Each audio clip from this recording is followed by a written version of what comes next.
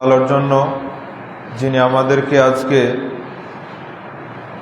ঈদুল আজহার পরে জুমার দিনে জুমা মসজিদে উপস্থিত হওয়ার জন্য তৌফিক দিলেন। এজন্য আমরা আল্লাহ তাআলার দরবারে শুকরিয়া আদায় করছি, আলহামদুলিল্লাহ। সালাত ও সালাম বর্ষিত হোক সর্বশ্রেষ্ঠ নবী, সর্বশ্রেষ্ঠ রসুল আহমদ মুহাম্মদ মুস্তাফা সাল্লাল্লাহু আলাইহি ওয়াসাল্লামের উপর। সম্মানিত উপস্থিতি, আজকের সংক্ষিপ্ত সময়ে গুরুত্বপূর্ণ আলোচনার বিষয় হচ্ছে ঈদের আগের ধারাবাহিক আলোচনারই এক অংশ, দোয়া করার পদ্ধতি। আমরা এর আগে বলেছিলাম যে দোয়া করার 4টি পদ্ধতি, তার একটি পদ্ধতি আমরা দীর্ঘ খুতবায় আলোচনা করেছি, সালাতের মাধ্যমে। সালাতের মাধ্যমে আল্লাহ সুবহানাহু ওয়া তাআলার কাছে দোয়া করা, এটা আল্লাহ তাআলা শিখিয়েছেন, নবী মুহাম্মদ সাল্লাল্লাহু আলাইহি ওয়াসাল্লাম শিখিয়েছেন, পূর্ববর্তী নবীরাও শিখিয়েছেন। আল্লাহ সুবহানাহু ওয়া তাআলা শিখিয়েছেন সূরা বাকারার আয়াত, সূরা বাকারার মধ্যে আল্লাহ সুবহানাহু ওয়া তাআলা জানিয়েছেন যে ইয়া আইয়ুহাল্লাযীনা আমানুস্তাঈনু বিস-সাবরি ওয়াস-সালাত, যে হে ঈমানদারগণ, তোমরা ধৈর্যের সাথে সালাতের মাধ্যমে আল্লাহ তাআলার কাছে চাও। এটি হচ্ছে সূরা বাকারার 153 নম্বর আয়াত। এছাড়া সূরা বাকারার 45 নম্বর আয়াতের মধ্যেও একই আয়াত আছে। ধৈর্য এবং সালাতের মাধ্যমে আল্লাহর কাছে চাইতে হবে, এটা আল্লাহ বলেছেন। আর নবী সাল্লাল্লাহু আলাইহি ওয়াসাল্লাম যে কোনো সময় বিপদে পড়লে তিনি সালাতের মাধ্যমে দোয়া করেছেন। এর আগে আমরা বলেছি ইব্রাহিম আলাইহিস সালাম এবং সারা আলাইহিস সালাম যখন মিশরে খাদ্য সংগ্রহের জন্য গিয়েছিলেন, তখন জালেম বাদশার আক্রমণের শিকার হয়ে সারা আলাইহিস সালামও সালাতের মাধ্যমে আল্লাহর কাছে চেয়েছিলেন, ইব্রাহিম আলাইহিস সালামও সালাতের মাধ্যমে আল্লাহর কাছে চেয়েছিলেন। এবং সালাতের ভিতরে দোয়া করলে সেই দোয়া কবুল হবেই, এতে কোনো সন্দেহ নাই। সালাতের মাধ্যমে দোয়া করলে দোয়া কবুল হবেই, কোনো সন্দেহ নাই। 4টি পদ্ধতির একটি পদ্ধতি ছিল এটা, সালাতের মাধ্যমে দোয়া। যারা শোনেননি, ফেসবুকে আছে, ইউটিউবে আছে, একটু শোনার চেষ্টা করবেন। সম্মানিত উপস্থিতি, সালাতের মাধ্যমে 7টা স্থানে দোয়া করা হয়। আমরা শুধুমাত্র জানি না বিধায় বুঝতেও পারি না যে আসলে সালাতের মাধ্যমে আমরা দোয়া করছি কিনা, কি পড়ছি সালাতের মাধ্যমে। মনে হয় যে হ্যাঁ, কিছু গদ বাঁধা দোয়া মুখস্থ করে রেখেছি, এগুলোই পড়ছি। কিন্তু সালাতের মধ্যে 7টা স্থানে আল্লাহ সুবহানাহু ওয়া তাআলার সাথে কথোপকথন হয় বান্দার।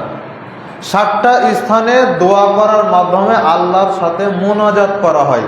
মোনাজাত শব্দের অর্থ কানে কানে কথা বলা, আর এটা হয় সালাতের মধ্যেই।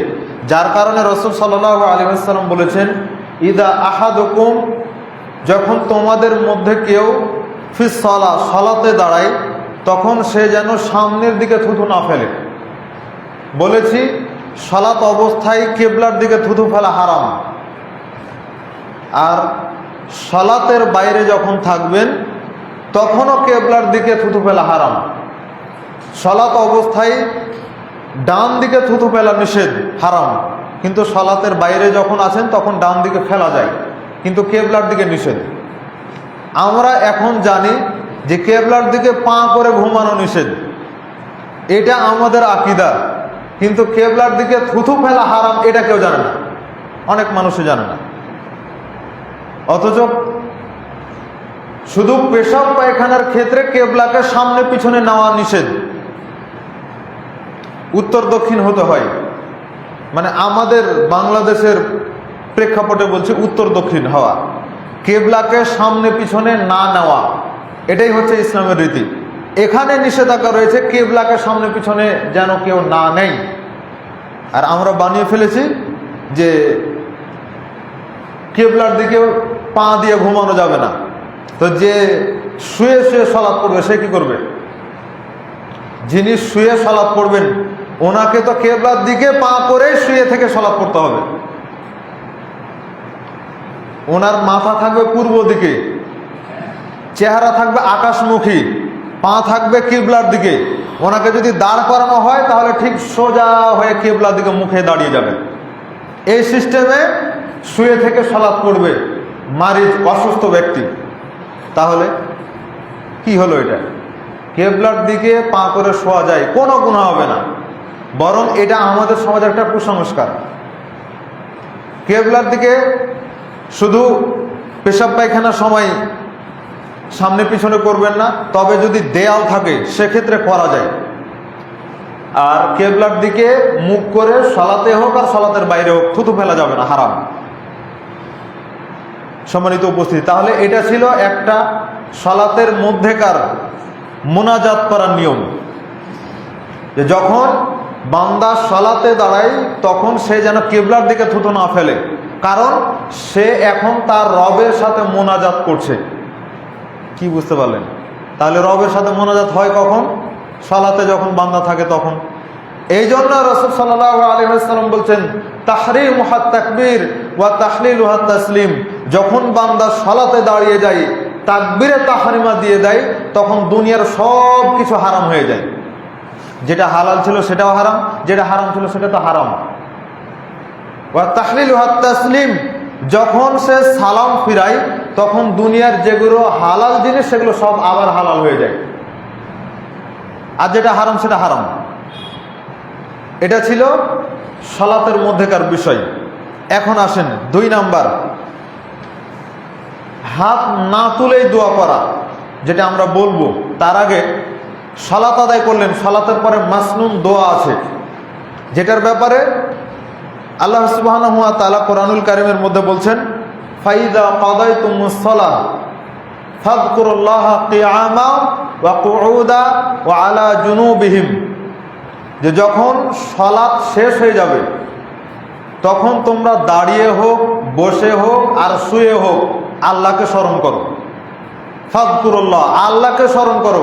দাঁড়িয়েও স্মরণ করতে পারবেন, বসেও স্মরণ করতে পারবেন, শুয়েও স্মরণ করতে পারবেন। তার মানে এখানে মাসনুন দোয়াগুলো পড়ার কথা বলা হয়েছে, ওই যে ওখানে যে দোয়াগুলো রয়েছে এই দোয়াগুলো।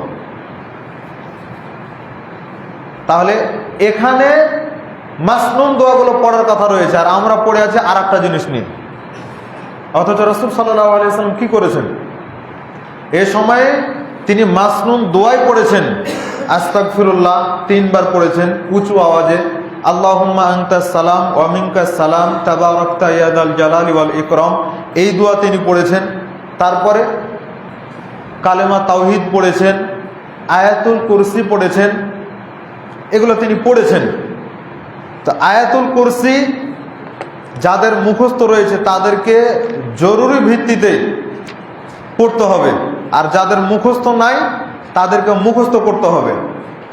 আয়াতুল কুরসির যে ফজিলত রয়েছে ফরজ সালাতের পরে পড়ার জন্য, সেটা হচ্ছে যে মান ক্বারা আয়াতুল কুরসি, যে ব্যক্তি ফরজ সালাতের পর বা প্রত্যেক সালাতের পরে, ফরজ সালাতের পরও পড়তে পারবে, নফল সুন্নাত সালাতের পরও পড়তে পারবে। মান ক্বারা আয়াতুল কুরসি ফি দুবুরি কুল্লি সালাহ, যে ব্যক্তি প্রত্যেক সালাতের পর আয়াতুল কুরসি পাঠ করবে, লাম ইয়াহুল বাইনাহু ওয়া বাইনা দুখুলিল জান্নাহ, সে ব্যক্তি আর জান্নাতের মধ্যে পার্থক্য হচ্ছে ইল্লাল মাউত, মৃত্যু ছাড়া আর কোনো পার্থক্য নাই। মানে জান্নাত আর ওই আয়াতুল কুরসি পাঠকারী ব্যক্তি এখন এক হয়ে গেছে, কিন্তু এখন পার্থক্যটা আছে শুধুমাত্র মৃত্যু। মৃত্যু হলে সে জান্নাতে চলে যাবে। জান্নাতে চলে যাবে মানে কি? তাহলে আয়াতুল কুরসি যারা ফরজ সালাতের পর পড়ে তারা তো কিছু মানুষ হলো তো মারা গেছে নাকি? তাহলে তারা কি জান্নাতে চলে গেছে? না। এই হাদিসের অর্থ হলো যারা ফরজ সালাতের পর আয়াতুল কুরসি পাঠ করবে তারা মরার সাথে সাথেই জান্নাতের যত সুযোগ সুবিধা রয়েছে সব পেয়ে যাবে। মানে তার আমল অনুযায়ী যেটা তার জন্য উপযুক্ত, ওই কিয়ামত পর্যন্ত অপেক্ষা করতে হবে না, সে কবরে থেকেই পেয়ে যাবে। মরলে সে জান্নাতের সব সুযোগ সুবিধা পেয়ে যাবে যদি সে আয়াতুল কুরসি পড়ে প্রত্যেক সালাতের পর। এই জন্য যাদের মুখস্থ নাই, একটাই আয়াত, সূরা বাকারা 255 নম্বর আয়াত, একটাই আয়াত সবাইকে মুখস্থ করতে হবে।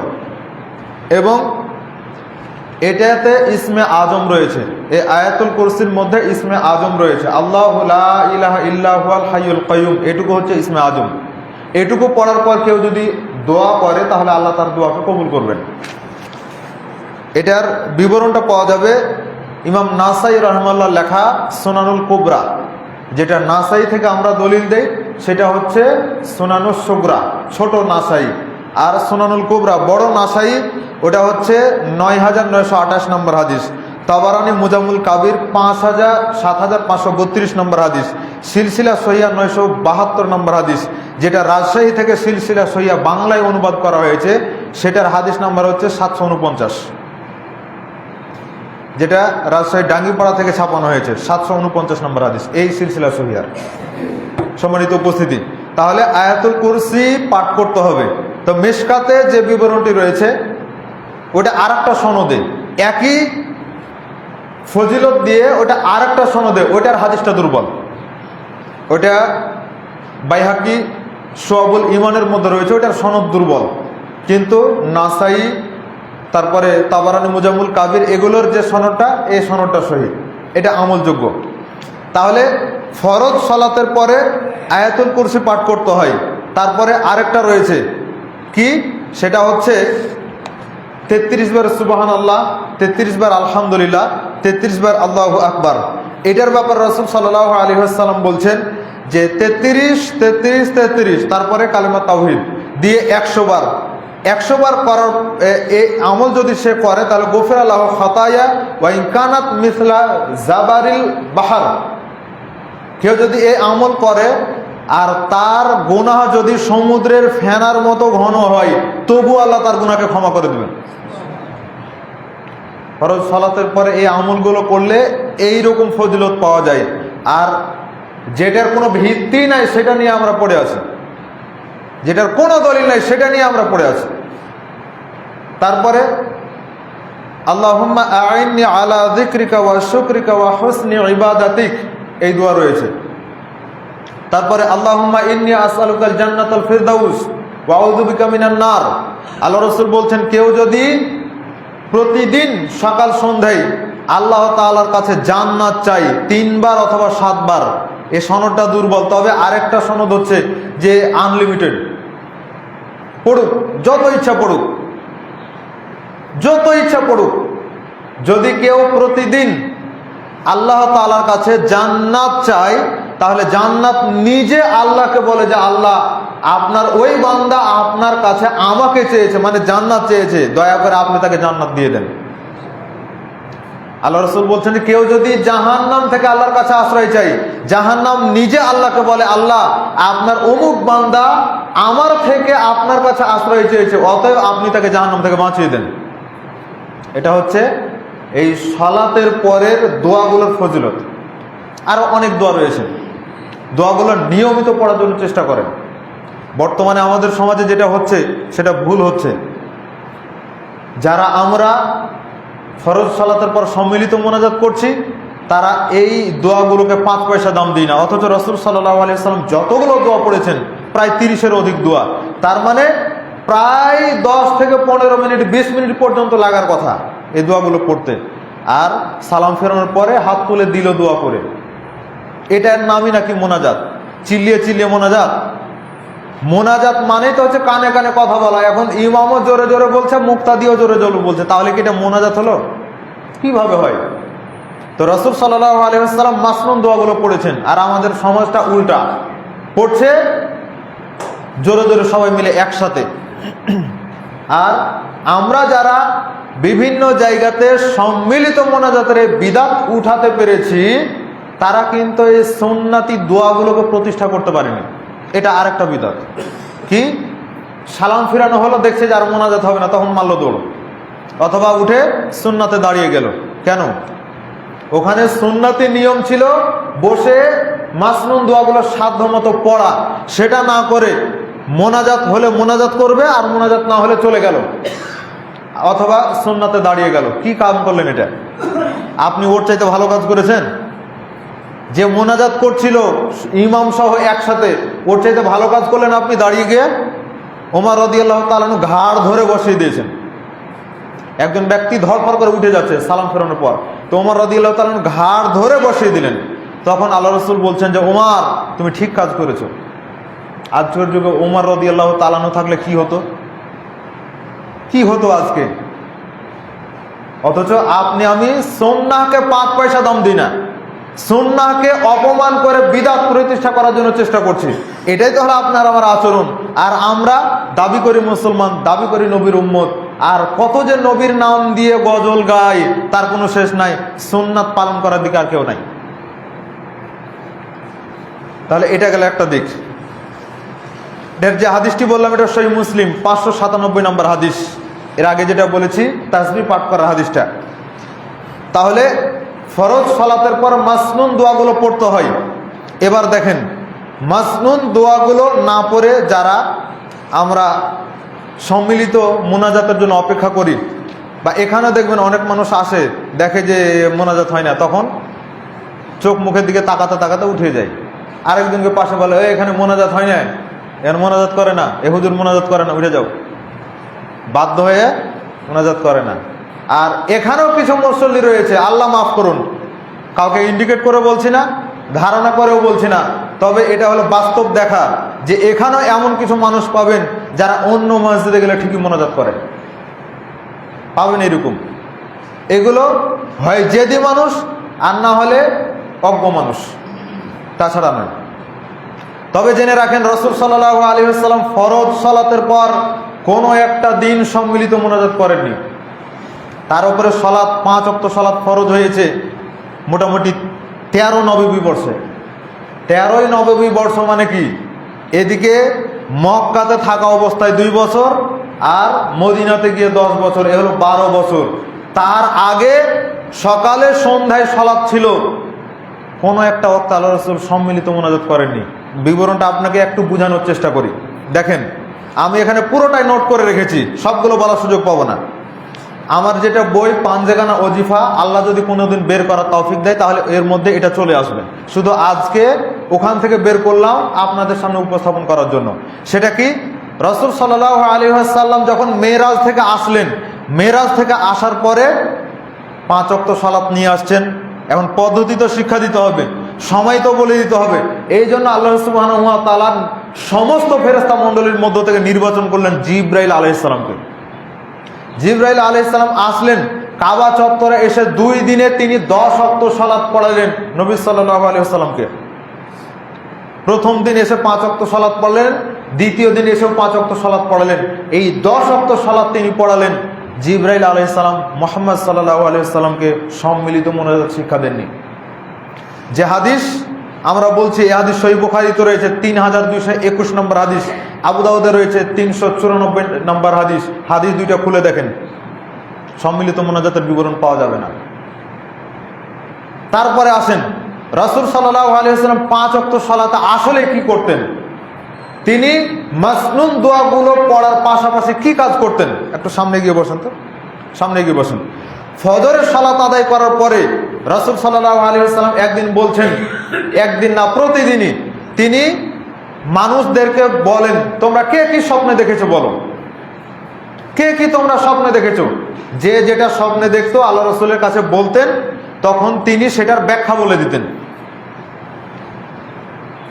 আরেকদিন রাসূল সাল্লাল্লাহু আলাইহি ওয়াসাল্লাম নিজেই স্বপ্নের বিবরণ দিচ্ছেন যে আমি ঘুমের মধ্যে ছিলাম, আমাকে 2 জন লোক এসে 2 কাঁধ ধরে নিয়ে চলে গেলেন শামের দিকে। তারা আমাকে নিয়ে গেলেন, নিয়ে যেতে যেতে অনেক দূর পর্যন্ত নিয়ে গেলেন। হঠাৎ দেখি একজন ব্যক্তি শুয়ে রয়েছে, তার মাথার পাশে আরেকজন ব্যক্তি একটা বড় পাথর নিয়ে দাঁড়িয়ে আছে। এই পাথর দিয়ে মাথার উপরে একবারে ধরে একবারে মেরে দিচ্ছেন, সাথে সাথে মাথা চূর্ণ হয়ে যাচ্ছে, পাথরটা গড়িয়ে পড়ে যাচ্ছে। ওই ব্যক্তি পাথরটা আনতে গেছে, পাথর এনে দেখে আবার মাথা ঠিক হয়ে গেছে, আবার মাথার উপরে মারছে, কিয়ামত পর্যন্ত এইভাবে তাকে শাস্তি দেওয়া হবে। এইরকম ভাবে অনেকগুলো বিবরণ দিলেন। যে আরেকজন ব্যক্তিকে দেখলাম, যেতে যেতে দেখে আরেকজন ব্যক্তি, সে রক্তের নদীতে ডুবে রয়েছে, হাবুডুবু খাচ্ছে। পাশ থেকে আরেকজন ব্যক্তি পাথর দিয়ে তাকে মেরে দিচ্ছে, সে একবারে নদীর মাঝখানে চলে যাচ্ছে, আবার উঠে আসার চেষ্টা করছে, আবার পাথর দিয়ে মারছে, নদীর মাঝখানে চলে যাচ্ছে। এইভাবে তাকে শাস্তি দেওয়া হচ্ছে। তখন রাসূল সাল্লাল্লাহু আলাইহি সাল্লাম বলেন, মান হাওলাই, এ ব্যক্তি কে? তখন বলছে, সামনে চলেন, পরে বলছি। আবার তিনি দেখছেন একটা গর্ত, তন্দুরির যে চুলা আছে না, ওপর দিকটা গোল থাকে, নিচের দিকটা গোটা একবারে ফাঁকা, কলসের মতো, কলসির মতো। তো এইরকম ওপর দিকটা হালকা গোল আর নিচের দিকটা বিরাট গভীর, এইরকম একটা গর্ত থেকে নারী পুরুষ জমাট ধরে ওপরে উঠছে। যখন আগুনের তেজ বাড়ছে তখন ওপরে উঠছে, আবার আগুনের তেজ কমছে তখন আবার নিচে নেমে যাচ্ছে, জমাট বাঁধা অবস্থায় রয়েছে। তো বেশ কয়েকটা বিবরণ আসলো। তো যেগুলো আমরা উল্লেখ করলাম সেগুলোর একটু বলে দেই। ওই যে প্রথমে যে ব্যক্তি শুয়ে আছে, ওর মাথার উপরে পাথর মারছে, এই ব্যক্তি হলো কোরআনের হাফেজ। এই ব্যক্তি হচ্ছে কোরআনের হাফেজ। সে কোরআন মুখস্থ করেছে বটে, কিন্তু কোরআন পড়ে না। সে এতটাই আল্লাহ ভীরু যে কোরআনও মুখস্থ করেছে, 5 ওয়াক্ত সালাতও আদায় করতো, কিন্তু ফজরের সালাত পড়তো না। যারা ফজরের সালাত পড়েন না, চিন্তা করে দেখেন কি অবস্থা হতে পারে। দ্বিতীয় যে ব্যক্তিকে দেখা হলো, রক্তের নদীতে পড়ে আছে, এ ব্যক্তি হচ্ছে সুদ খাই, সুদের সাথে জড়িত ব্যক্তি। গ্রামগঞ্জে, শহরের হিসাব ওগুলো তো আছেই, যত বড় বড় বিল্ডিং দেখছেন, এগুলোর হাতে গোনা একটা দুইটা মাপ পেতে পারে, খালি পড়তে পারে, বাকি সবই হচ্ছে সুদের তৈরি। লোন নিয়ে নিয়েছে, বাড়ি তৈরি করে নিয়েছে। আপনি আমি মনে করছি যে কত সুখে আছে, সুখে নাই। ও লোন নিয়ে এসে বিরাট বিল্ডিং তৈরি করে ফেলেছে। ওর বাড়িতে একটা সাইনবোর্ড ঝুলানো আছে, এই বাড়ি অমুক ব্যাংকের সাথে দায়বদ্ধ। তার মানে এই লোক যদি ঋণ পরিশোধ করতে না পারে, তাহলে এই লোককে আজকে পরিশোধ করতে না পারলে আজকে তাকে বাড়ি থেকে বের হয়ে যেতে হবে। এত বড় বাড়ি করে কি লাভ হয়েছে? আর গ্রামগঞ্জে এই কিস্তি, এটা তার মাপ নাই, প্রায় ঘরে ঘরে কিস্তি। যত নারী পুরুষ এই কিস্তির সাথে জড়িত আছে, সবাই তার মায়ের সাথে জেনা করা পাপ করছে। যে নারীরা কিস্তির সাথে জড়িত আছে, সবাই তার বাপের সাথে জেনা করার পাপ করছে। আর কিভাবে বলতে হবে? যেদিন সুদের ভয়াবহতা আসবে সেদিন আরো স্পষ্ট করার চেষ্টা করবে ইনশাআল্লাহ। 3 নম্বর হচ্ছে, যে ব্যক্তি, এই যে দুইজন ব্যক্তি একসাথে উঠানামা করছে, এরা হচ্ছে নারী পুরুষ, জেনাকারী নারী পুরুষ। যারা জেনা করেছে, এ সমস্ত নারী পুরুষ এইভাবে আগুনে উঠানামা করছে। তো রাসূল সাল্লাল্লাহু আলাইহি ওয়াসাল্লাম ফজরের সালাতের পরে তিনি স্বপ্নের ব্যাখ্যা দিয়েছেন। এটা হাদিস দ্বারা প্রমাণিত। যে হাদিস রয়েছে সহিহ বুখারীতে 1386 নম্বর হাদিস। এরপরে আরো কিছু কাজ আল্লাহ রাসূল থেকে প্রমাণিত। একজন সাহাবী বলছেন, মালিক ইবনে বুহাইনা, তিনি বলছেন যে রাসূল সাল্লাল্লাহু আলাইহি ওয়াসাল্লাম দেখলেন ফজরের সালাতের পরে এক ব্যক্তি আবার 2 রাকাত সালাত পড়ছে। তখন সবাই মিলে তাকে ঘিরে ধরলো, ধরে বলছে, ফজরের সালাত কি 4 রাকাত? তুমি যে 4 রাকাত পড়লে, ফজর সালাত কি 4 রাকাত? এবার ঘিরে ধরছে। তো এখানে কি ছিল ওই জিনিসটা যেটা আপনি করেন? মাঝে মধ্যে রাসূল সাল্লাল্লাহু আলাইহি ওয়াসাল্লাম ফজরের সালাতের পরে খায়বারে চলে যেতেন উঠে চড়ে। কই হাদিস তো স্পষ্ট, কিন্তু ওখানে তো আপনার ওই সম্মিলিত মোনাজাতটা নাই। এইরকম ভাবে এগুলো অনেকগুলো রয়েছে। জোহর সালাতের পর কি করতেন আল্লাহ রাসূল? জাবের রাদিয়াল্লাহু তাআলা আনহু বলছেন যে রাসূল সাল্লাল্লাহু আলাইহি ওয়াসাল্লাম একটা বাড়িতে গেলেন। তো ওই বাড়ির মহিলা কিছু খেজুর নিয়ে আসলো, আল্লাহ রাসূলকে খেতে দিলেন, তিনি খেলেন। তারপরে ওই মহিলা একটা ছাগল জবাই করলো, গোশত তৈরি করলো। যখন জোহরের সময় হলো, রাসূল সাল্লাল্লাহু আলাইহি ওয়াসাল্লাম সবাইকে নিয়ে বাড়িতেই সালাত আদায় করলেন। সালাত আদায় করার পরে ওই মহিলা গোশত নিয়ে এসে আল্লাহ রাসূলকে দিলেন, তিনি গোশত খেলেন। দেখেন, সালাতের পরে কোনো কিছু খেতে দিলে আল্লাহ রাসূল খেয়েছেন, কই ওখানে তো সম্মিলিত মোনাজাতের বিবরণ নাই। এইরকম কত কাজ নেবেন আপনি? অনেক কাজ রয়েছে। তারপরে জোহর কিংবা আসরের সলাতের পর রাসূল সাল্লাল্লাহু আলাইহি ওয়াসাল্লাম জোহর কিংবা আসর সলাতে 4 রাকাতের জায়গাতে 2 রাকাত পড়েছেন। এই হাদিস তো অনেকের জানা। 4 রাকাতের জায়গাতে 2 রাকাত পড়ে ফেলেছেন। তো জোহরে হলেও 4 রাকাত, আসরে হলেও 4 রাকাত। সালাতের পরে তিনি বসে আছেন, সালাম ফিরিয়ে সবার দিকে মুখ করে বসে আছেন। এবার মুসল্লিরা খুনুস মুনুস করছে যে আল্লাহ রসুল কি ভুল করলেন নাকি সালাত কমিয়ে দেওয়া হয়েছে। এইভাবে একে অপরে কথা বলছে। কে আবার আল্লাহ রসুলকে এসে কথা বলতে পারছেন না, অভিযোগ দিতে পারছেন না, ভয় করছেন।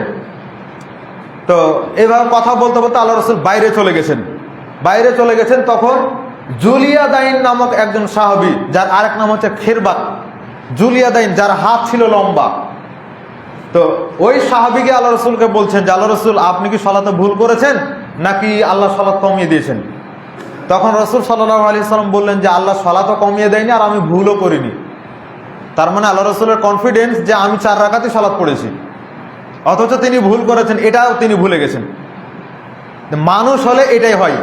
আর যারা বলছে নবী নূরের তৈরি, বলেন তো নূরের তৈরি ফেরেশতা, তাদের ভুল হবে? আল্লাহ যেটা বলবে সেটাই পালন করবে। কিন্তু মানুষ, তার ভুল হবে কি হবে না, এটাই মানুষের বৈশিষ্ট্য।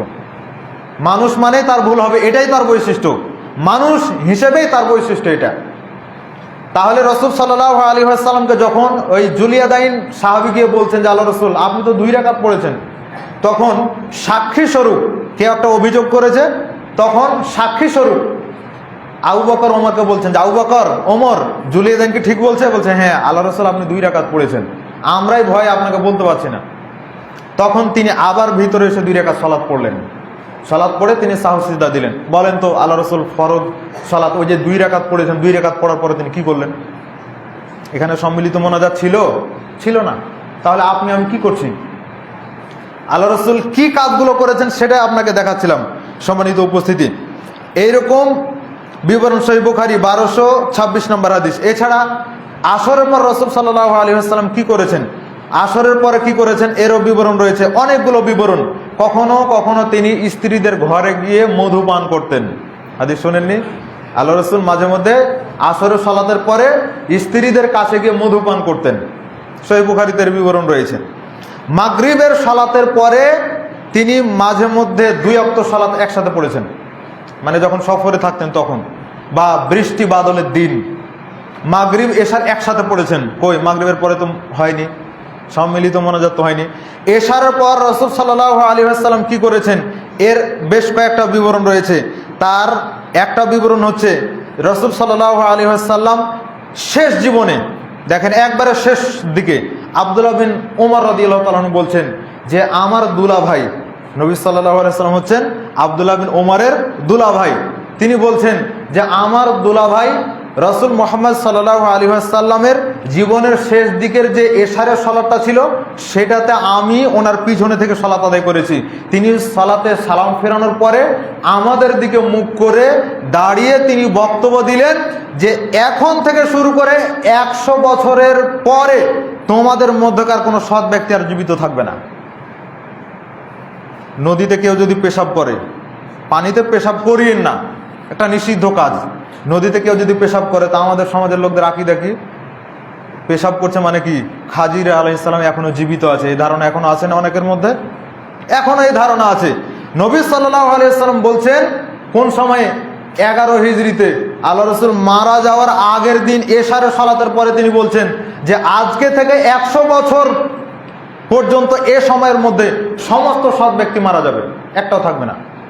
তাহলে খিজির আলাইহিস সালাম বা খাজির আলাইহিস সালাম তিনি তো হচ্ছেন মুসা আলাইহিস সালামের সময়ের। তো মুসা আলাইহিস সালামের সময়ের খাজির আলাইহিস সালাম তিনি তো তখনই চলে যাওয়ার কথা। তো যদি ধরেই নেই যে তিনি বেঁচে ছিলেন, তাহলে তো রাসূল সাল্লাল্লাহু আলাইহি সাল্লামের এই বিবরণ অনুযায়ী আল্লাহ রসুলের মৃত্যুর পরে 100 বছরের মধ্যে তিনিও তো চলে যাওয়ার কথা। তাহলে আপনার আমার যে আকীদা এটা সঠিক নয়। সম্মানিত উপস্থিতি, জুমার সালাতের পর রাসূল সাল্লাল্লাহু আলাইহি ওয়াসাল্লাম কখনো কখনো উটকে বিশ্রাম দিতেন, আবার অতিরিক্ত নফল সালাত আদায় করতেন, কিন্তু সম্মিলিত মোনাজাত ছিল না। এখন আপনি বলবেন জুমার দিনের ওই যে বেদুইন ব্যক্তি এসে যে দোয়া চেয়েছিল, জি ওটা আমি বলছি। ঈদের সালাতের পর রাসূল সাল্লাল্লাহু আলাইহি ওয়াসাল্লাম কি করতেন? ঈদের সালাতটা আগে হতো, আমরা করি না ঈদের সালাত আগে তারপরে খুতবা। তো ঈদের সালাত আগে হয়েছে, তারপরে রাসূল সাল্লাল্লাহু আলাইহি ওয়াসাল্লাম পুরুষদের সামনে খুতবা দিয়েছেন, তারপরে তিনি চলে গেছেন মহিলাদের কাছে খুতবা দেওয়ার জন্য, দানের খুতবা।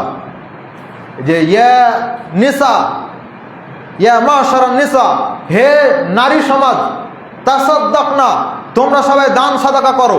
আল্লাহ রাসূল ওখানে গিয়ে খুতবা দিচ্ছেন, মানে তখন তো এরকম মাইকের ব্যবস্থা ছিল না যে এক মাইক দিয়ে সবাই শুনতে পাবে। তখন আল্লাহ রাসূল পুরুষদের সামনে বক্তব্য দেওয়ার পরে নারীদের কাছে চলে গেছেন বক্তব্য দেওয়ার জন্য। তো কখন হলো সম্মিলিত মোনাজাতটা, কখন হলো? তারপরে আরো বেশ কিছু বিবরণ রয়েছে। এখনো যদি আপনি বুঝতে না পারেন যে রাসূল সাল্লাল্লাহু আলাইহি ওয়াসাল্লাম ফরজ সালাতের পর সম্মিলিত মোনাজাত করেছেন কিনা বা সম্মিলিত মোনাজাত বৈধ কিনা, তাহলে আরেকটা জিনিস আপনাকে বলি, সেটা হচ্ছে নারীদের স্বপ্নদোষ হয় কিনা। একজন মহিলা এসে জিজ্ঞাসা করছেন আল্লাহ রাসূলকে যে আল্লাহ রাসূল, মহিলাদের কি স্বপ্নদোষ হয়? তখন তিনি বললেন, আরে মহিলাদের স্বপ্নদোষ হবে না মানে?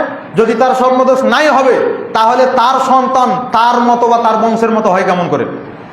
বুঝতে পেরেছেন? সন্তান যে মায়ের মতো হয় বা পিতার মতো হয়, এটার কারণ কি? স্বপ্নদোষ হয়, এটা একটা কারণ। আরেকটা হচ্ছে যে স্বামী স্ত্রী মেলামেশা করার সময় কার বীর্যপাত আগে হয়েছে, এটা একটা বিষয়, এটাও হাদিস দ্বারা প্রমাণিত। এটা হচ্ছে সন্তানের আকার আকৃতি পিতা বা মাতা বা পিতার বংশের অথবা মাতার বংশের যে কোনো একজনের মতো হওয়ার একটা কারণ হলো এটা। তো এত একটা গোপন বিষয়, তাই না? আমি বলছি তো আপনি খুব বিব্রত বোধ করছেন যে এইরকম একটা বিষয় কেউ খুতবায় বলে। তা আমি আপনাকে শুধু বোঝার জন্য বলছি, আর রাসূল সাল্লাল্লাহু আলাইহি ওয়াসাল্লাম কোনো কিছু গোপন করেননি, এটা আপনাকে বোঝানোর জন্য বলছি যে গোপন একটা বিষয়, বিব্রতকর একটা বিষয় রাসূল সাল্লাল্লাহু আলাইহি ওয়াসাল্লাম সমাধান দিয়ে দিলেন, আর সম্মিলিত মোনাজাতের সমাধান তিনি দিবেন না? মহিলাদের মেন্স কমপ্লিট হয়ে গেল বা নিফাস কমপ্লিট হয়ে গেছে, এখন তারা কিভাবে পবিত্রতা অর্জন করবে? একজন সাহাবীকে রাসূল সাল্লাল্লাহু আলাইহি ওয়াসাল্লাম শিক্ষা দিচ্ছেন, মহিলা সাহাবীকে, যে যখন তুমি পবিত্র হয়ে যাবে তখন তুলাতে করে সুগন্ধি নিয়ে সেটা দিয়ে পবিত্রতা অর্জন করো। তাহলে রাসূল পুরুষ মানুষ, তিনি আর খোলামেলা বলতে পারছেন না, এতটুকু বলেছেন। তখন বুঝতে পারছেন না আল্লাহ রাসূল কিভাবে করবো, তখন তিনি বলছেন যে তুলা নিয়ে পরিষ্কার করো। বুঝতে পারছেন না, তখন আয়েশা রাদিয়াল্লাহু তাআলা আনহা তাকে পর্দার আড়ালে টেনে নিয়ে তাকে বুঝিয়ে দিলেন যে তুলা নিয়ে লজ্জাস্থান ঘুষে পরিষ্কার করবা। বুঝতে পারলেন? এত গোপন একটা বিষয় তিনি বলে দিলেন। সম্মিলিত মোনাজাত কি গোপন বিষয় ছিল? এটা কেন তিনি বললেন না? এটা কেন তিনি বললেন না? আর আপনার আমার ধারণা কি, ও নবী করেনি তো কি হয়েছে, নবীর গুনাহ ছিল না, আমাদের তো গুনাহ আছে, এই যুক্তি দিয়ে ধর্ম চলবে না। এই যুক্তি যদি কখনো দিয়েছেন তো ভুলে যাবেন যে আমি মুসলমান। এই যুক্তি যদি কখনো দেন তাহলে ভুলে যাবেন যে আমি নবীর উম্মত। নবী সাল্লাল্লাহু আলাইহি ওয়াসাল্লাম ওটাই বলছেন, ফামান রাগিবা আন সুন্নতি ফালাইসা মিন্নি, যে ব্যক্তি আমার সুন্নাতের প্রতি অবহেলা করবে সে আমার উম্মত থেকে বাতিল। নবীর উম্মতের মধ্য থেকে ৭৩টা দল হবে, এটা মনে রাখিয়েন। নবীর উম্মতের মধ্য থেকে ৭৩টা দল, একটা দল জান্নাতে যাবে, বাকি ৭২টা দল যাবে জাহান্নামে। এ ব্যক্তি সুন্নাত পালন না করার কারণে নবীর উম্মত থেকেই বাদ হয়ে গেছে। বলেন তো এই ব্যক্তি এখন কোথায় যাবে? চিন্তা করতে পারেন সম্মানিত উপস্থিতি। তাহলে সালাতের পরে কি করবেন? মাসনুন দোয়াগুলো পড়বেন। মাসনুন দোয়াগুলো পড়তে হবে, এটাই আপনার জন্য যথেষ্ট। আল্লাহ এবং তার রাসূল যেটা দিয়েছেন সেটা নিয়ে খুশি থাকার জন্য চেষ্টা করেন। আল্লাহ সুবহানাহু ওয়া তাআলা আমাদেরকে সেই তৌফিক দান করুন, আল্লাহুম্মা আমিন। সম্মানিত উপস্থিতি, শেষ সময়ে আরো যে ২-৩টা পয়েন্ট রয়েছে, সেটা হচ্ছে, একটা আমরা বলেছিলাম সালাতের মাধ্যমে দোয়া, ২ নাম্বারটা হচ্ছে হাত তোলা ছাড়াই দোয়া। আমরা মনে করি কি দোয়া মানে হাত তুলতে হবে, দোয়া মানে হাত তুলতে হবে, অথচ যারা এই দাবি করে, যারা এটা মনে করে, সবাই হাত তোলা ছাড়াই অনেক দোয়া করি না? ঘুমাতে যাবেন, দোয়া পড়ছেন, আল্লাহুম্মা বিসমিকা আমুতু ওয়া আহইয়া, কয়বার হাত তুলেছেন? হাত তুলে পড়া হয়? হাত তুলে পড়া হয় না। ঘুম থেকে উঠলেন, আলহামদুলিল্লাহিল্লাযী আহইয়ানা বাদামা আমাতানা ওয়া ইলাইহিন নুশুর, হাত তুলে পড়েছেন? না, হাত তুলে পড়া হয়নি। পেশাব পায়খানায় যাবেন, বিসমিল্লাহি আল্লাহুম্মা ইন্নী আউযু বিকা মিনাল খুবুসি ওয়াল খাবাইস, হাত তুলে পড়া হয়েছে? না। এখানে যদি কেউ হাত তুলে পড়ে তাহলে একে পাগল বলবে না মানুষ? বের হলেন, গুফরানাকা, হাত তুলে পড়া হয়েছে। মসজিদে ঢুকছেন, বিসমিল্লাহি ওয়াসসালাতু ওয়াসসালামু আলা রাসূলিল্লাহ, আল্লাহুম্মা ইফতাহলি আবওয়াবা রাহমাতিকা, এই যে দোয়া পড়লেন, হাত তুলে পড়েছেন, বের হবেন তখন কি হাত তুলে পড়েন? কত জায়গাতে এরকম রয়েছে দোয়া, কোনো জায়গাতে হাত তুলে দোয়া পড়া হয় না। মাইয়েতকে যখন কবরে নামানো হয় তখন কি সবাই মিলে হাত তুলেন, বিসমিল্লাহি ওয়া আলা মিল্লাতি রাসূলিল্লাহ, হাত তুলেছেন কখনো? তাহলে দোয়া মানে হাত তুলতে হবে, এটা কে শিখালো? দোয়া মানে হাত তোলা নয়। আবার দেখেন আজানের দোয়া, এখানে কিছু বেদাতিরাই এটাকে যোগ করেছে, আজানের দোয়ার পরে হাত তুলে, আজানের পরে হাত তুলে দোয়া করা সঠিক নয়। অজুর সময় বিসমিল্লাহ বলছেন, অজুর শেষে 3টা দোয়া আছে, আপনি শুধু একটাই দোয়া জানেন। অজুর পরে 3টা দোয়া আছে, তো এই দোয়াগুলো যখন পড়েন তখন হাত তুলতে হয় না, হাত তোলা ছাড়াই দোয়া পড়া হয়। অথচ আমরা মনে করি কি হাত মানে দোয়া মানেই হচ্ছে হাত তুলতে হবে, এটা সঠিক নয়। আরেকটা গোপন বিষয়, সেটা হচ্ছে যে স্বামী স্ত্রী মেলামেশা করবে দোয়া আছে। বাসর রাতে স্ত্রীর কপালে হাত রেখে দোয়া পড়তে হয়, আল্লাহুম্মা ইন্নী আসআলুকা খায়রাহা ওয়া খায়রা মা জাবালতাহা আলাইহি ওয়া আউযু বিকা মিন শাররিহা ওয়া শাররি মা জাবালতাহা আলাইহি। কখনো পড়েছেন? এ দোয়াই পড়েছেন কিনা শুধু ওই সম্মিলিত মোনাজাতটা নিয়েই পড়ে আছেন। যতবার দাম্পত্য জীবনে যাবেন, স্ত্রীর সাথে মেলামেশা করবেন, ততবার দোয়া পড়তে হবে, বিসমিল্লাহি আল্লাহুম্মা জান্নিবনা শাইতান ওয়া জান্নিবিশ শাইতানা মা রাযাকতানা। হুজুরকে আপনি মনে করছেন হুজুরকে কিসের লেগে রাখা হয়েছে মোনাজাত করবে না তো? তো যখন স্বামী স্ত্রী প্রস্তুত হবেন তখন হুজুরকে ডেকে নিয়ে এসে বাড়ির পিছনে রেখে দোয়া পড়তে বলবেন, আর স্বামী স্ত্রী ভিতরে থেকে আমিন আমিন বলবেন। এইরকম কাজ কোনো পাগলে করে? তাহলে দোয়া মানে হাত তুলতে হবে, এটা কে শেখালো আপনাকে? কত জায়গায় এরকম রয়েছে যেখানে দোয়া করছেন কিন্তু হাত তোলা হয় না, একা একা দোয়া করছেন। সম্মানিত উপস্থিতি, তাহলে এটা হচ্ছে হাত তোলা ছাড়াই দোয়া। তাহলে কি প্রমাণিত হলো? যেখানে হাত তুলে দোয়া করার কথা বলা হয়েছে সেখানে হাত তুলে দোয়া করতে হবে, যেখানে হাত তোলা ছাড়াই দোয়া করার কথা আছে সেখানে হাত তোলা ছাড়াই দোয়া করতে হবে। 3 নাম্বার হচ্ছে একা একা হাত তুলে দোয়া করা। সালমান ফারসি রাদিয়াল্লাহু তাআলা আনহু বলছেন, রাসূল সাল্লাল্লাহু আলাইহি ওয়াসাল্লাম বলেছেন, ইন্না রাব্বাকুম তাবারাকা ওয়া তাআলা হাইয়ুন কারীম, নিশ্চয় তোমাদের প্রতিপালক হচ্ছেন লজ্জাশীল, নিশ্চয় তোমাদের প্রতিপালক হচ্ছেন লজ্জাশীল এবং দয়ালু। ইয়াস্তাহি মিন আবদিহি ইযা রাফা ইয়াদাইহি ইলাইহি, যখন কোনো বান্দা 2 হাত তুলে দোয়া করে, আই ইয়ারুদ্দাহুমা সিফরা, তখন আল্লাহ সুবহানাহু ওয়া তাআলা তার হাত 2টাকে ফেরত দিতে লজ্জাবোধ করেন।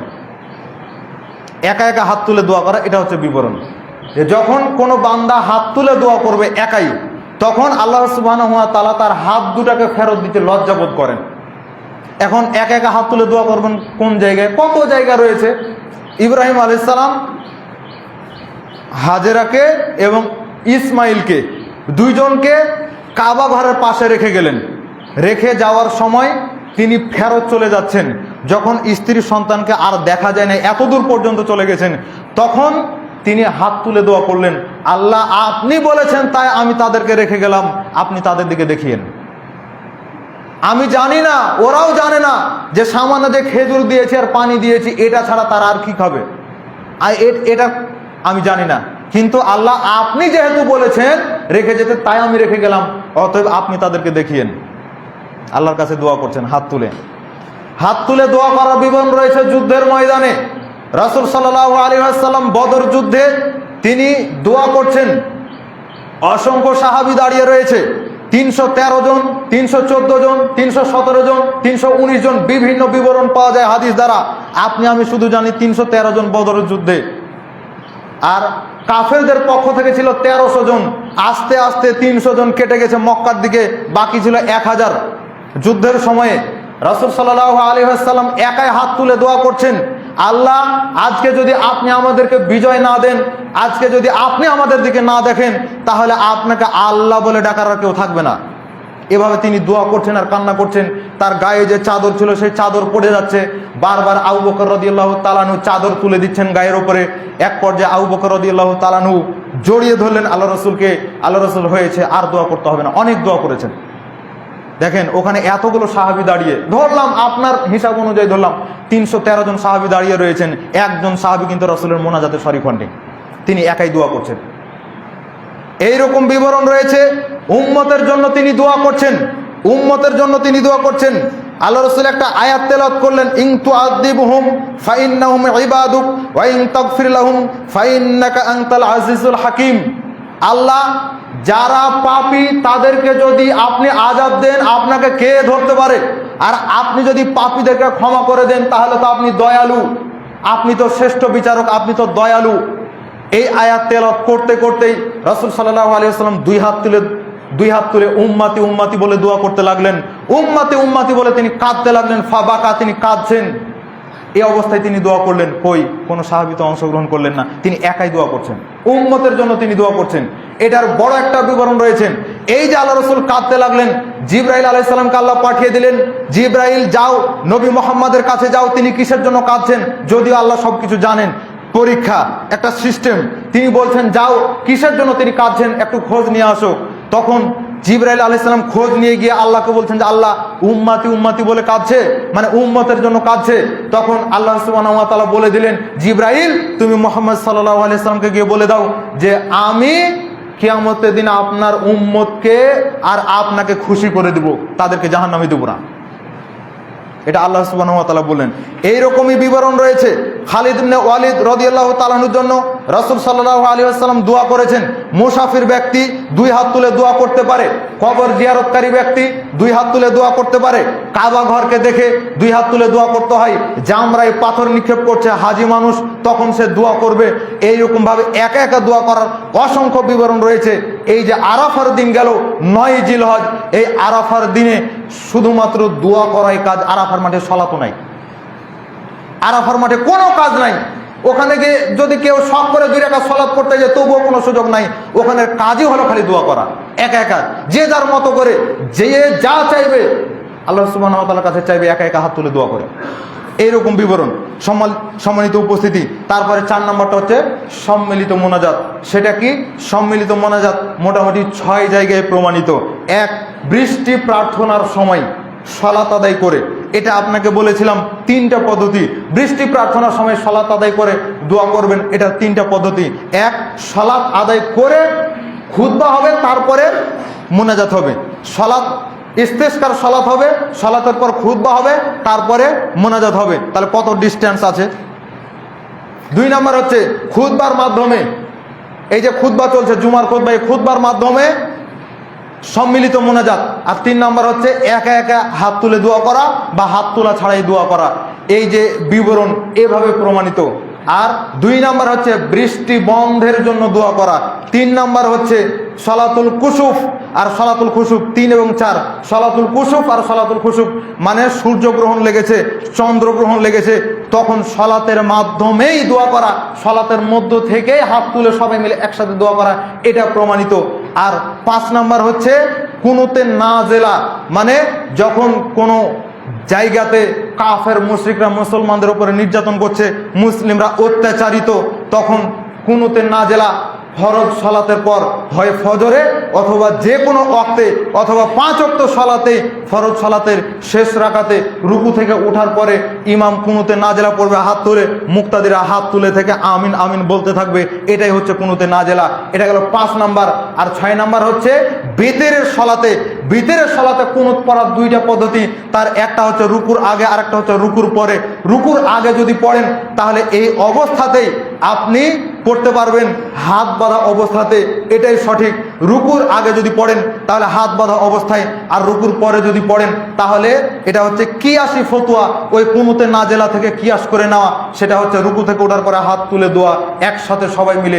এই 6টা জায়গা ছাড়া 7 নম্বর কোনো জায়গা পৃথিবীতে আসমানের নিচে জমিনের ওপরে প্রমাণিত হবে না কিয়ামত পর্যন্ত যেখানে রাসূল সাল্লাল্লাহু আলাইহি সাল্লাম ইমাম মুক্তাদি সবাইকে নিয়ে হাত তুলে দোয়া করেছেন। এই 6টা জায়গাতে শুধু হাত তুলে একসাথে ইমাম মুক্তাদি সবাই মিলে হাত তুলে দোয়া করা প্রমাণিত। এর বাইরে কোনো কিছু পাওয়া যাবে না। আর একা একা হাত তুলে দোয়া যে কোনো সময় করেন না কেন? আপনি গভীর রাত্রে ঘুম থেকে উঠেছেন, 2 রাকাত সালাত আদায় করে একা একা হাত তুলে দোয়া করেন না কেন? কে মানা করেছে আপনাকে? কিন্তু যেখানে নাই সেখানে দিলেন, আর যেখানে আছে সেখানে না দিয়ে আপনি ঝগড়া শুরু করে দিলেন। এইটা কোন ধরনের কাজ? আমাদেরকে বলেন আমরা নাকি সুন্নাত নফল নিয়ে বাড়াবাড়ি করি, তা আপনি কি করছেন? আপনি কি করছেন? এক জায়গা থেকে ইমামকে পর্যন্ত তাড়িয়ে দিচ্ছে শুধুমাত্র সম্মিলিত মোনাজাত করে না তাই। আবার পরের জুমাতে গিয়েই যে ইমামকে তাড়ানো হয়েছে, যিনি ইমাম তাড়িয়েছেন তিনি গিয়ে আবার ফতোয়া দিচ্ছে। আপনারা ঝগড়া করিয়েন না, সম্মিলিত মনে হয় এটা মুস্তাহাব বিষয়, যে করবে সে করবে, যে করবে না সে না করুক, এটা নিয়ে কোনো ঝগড়া করিয়েন না, এটা মুস্তাহাব একটা বিষয়। তাহলে মুস্তাহাব বিষয় নিয়ে কে ঝগড়া করলো? কে ঝগড়া করলো? আমরা তো শুধু বিদআতটাই উঠাতে চেয়েছি, সুন্নাতটাই প্রতিষ্ঠা করতে চেয়েছি, এটাই কি আমাদের অপরাধ? আল্লাহ সুবহানাহু ওয়া তাআলা আমাদের সকলকে সঠিক বুঝ দান করুন। আল্লাহুম্মা আমিন। বারাকাল্লাহু লানা ওয়া লাকুম ফিল কোরআনিল আযীম।